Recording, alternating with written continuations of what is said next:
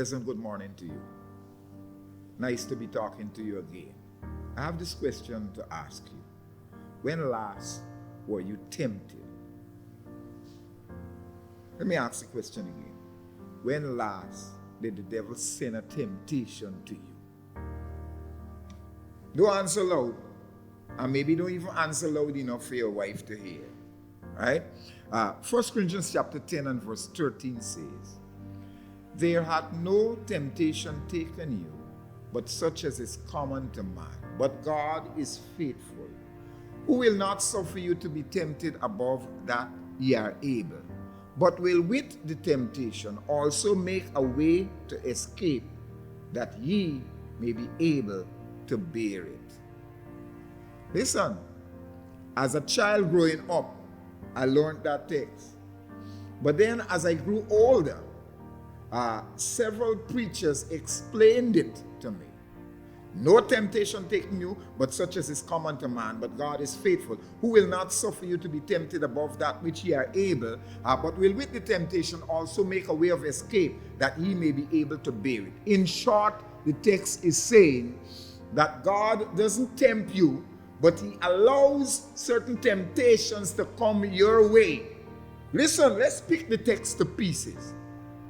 There hath no temptation taken you, but such as is common to man. So whatever temptation comes your way, it's a temptation that came to Dick and Harry and John and Susie before. Yeah. All them temptations, they're in different categories. So whatever temptation comes your way, it's a temptation that is common to mankind. Different people were tempted along that line. Where there's money, where there's stealing, where there's lust, where there's covetousness. Listen, different categories of temptation, they're common to mankind. But that's not the whole part. That is not the whole part in the text.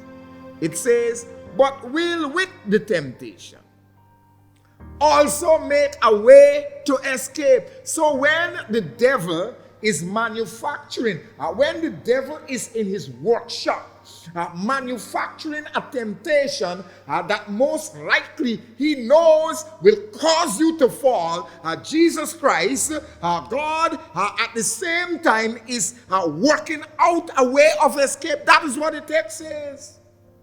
Yeah, that's what the text says. But will with the temptation also make a way of escape, that ye may be able to bear it. So any temptation that comes your way throughout the day, you must be able to understand it's a common temptation and God has a way of escape. How would you find the way of escape?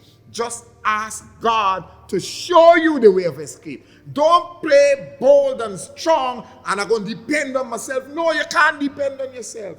It's God who makes the way of escape. So you have to call upon him. Some of the prayers, it got to be with your eyes wide open. Call upon God to show you what is the way of escape. You know, Joseph was tempted and he was a slave. Many times you don't look at Joseph's story the right way.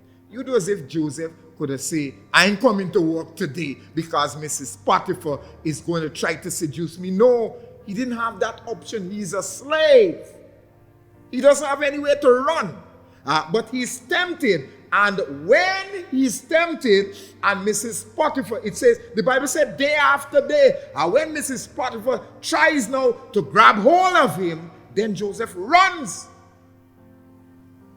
Yeah, understand, he ran from the temptation. I want to point out something here. Joseph did not reason that the temptation is all right for me to fall. He said, how then? That one little thing I want you to understand. He says, how then can I do this wickedness and sin against God? That is what was in Joseph's mind.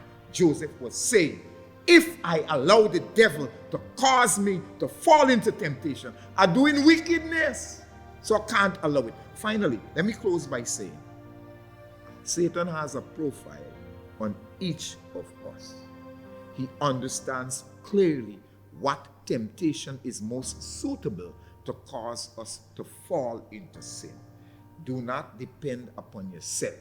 Depend upon God to show you the way of escape. 1 Corinthians chapter 10 and verse 12 says, wherefore, let him that thinketh he standeth take heed lest he fall. Our God and Father, help some man, some woman, some boy, some girl to call upon you when they are tempted today. And please show them what is the way of escape from the devil's temptation, so that they will be victorious over the devil, I pray. In Jesus' name, amen. May God bless you as you go through the day.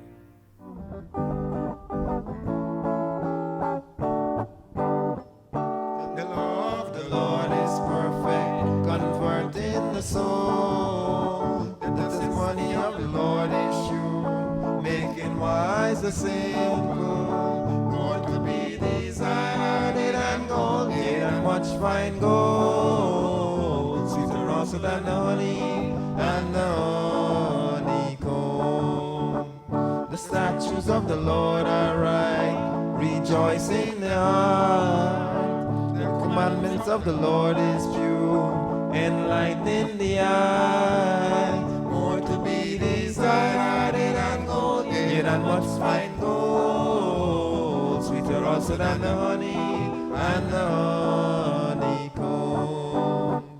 The fear of the Lord is clean, enduring forever.